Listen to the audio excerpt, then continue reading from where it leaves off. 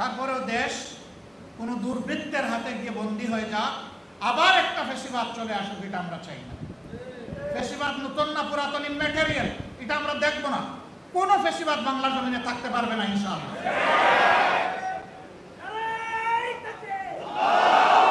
আমাদের সন্তানেরা লড়াই করেছে অধিকারের জন্য, অধিকার এখনো প্রতিষ্ঠিত হয়নি।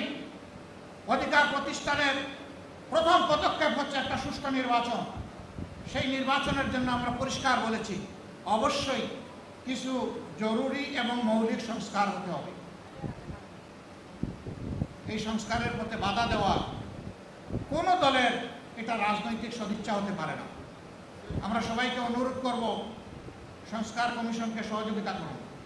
আমরা সহযোগিতা করছি, সবাই মিলে জাতির মৌলিক স্বার্থের জায়গায় আমরা একটা ঐক্যে আসি, তাহলে এরপরে যার যার রাজনীতি সবাই করতে পারবেন, কোনো সমস্যা হবে না। কিন্তু যদি এই জাতির দুর্গন্ধযুক্ত অতীত পছা ময়লা আবর্জনা যদি পরিষ্কার না হয়, আবার যদি এই অবস্থায় একটা নির্বাচন হয়, it will be another genocide two election. এটা হবে নির্বাচনকে গণহত্যা করার শামিল। আমাদের সন্তানদের রক্তের সাথে আমরা বেইমানি করব না এবং কাউকে বেইমানি করতে দেওয়া হবে না। এই সন্তানদের রক্তের মূল্য, পবিত্র রক্তের মূল্য, ইনশাআল্লাহ তারা যে আশা নিয়ে, আকাঙ্ক্ষা নিয়ে দিয়ে গিয়েছে, সেই রক্তের মূল্য পরিশোধ করার জন্য আমরা প্রস্তুত। আমরা বলেছি আগামী নির্বাচনে আমরা কোনো প্রশাসনিক শব্দের কুটা শুনতে চাই না।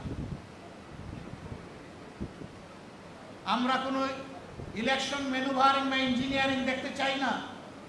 তাই যদি হবে, তাহলে এত এত মানুষ জীবন দিয়েছে কেন? আমরা ফ্যাসিস্ট আমলের আদলে কোনো ইলেকশন এই বাংলাদেশে ইনশাআল্লাহ আমরা হতে দেব না।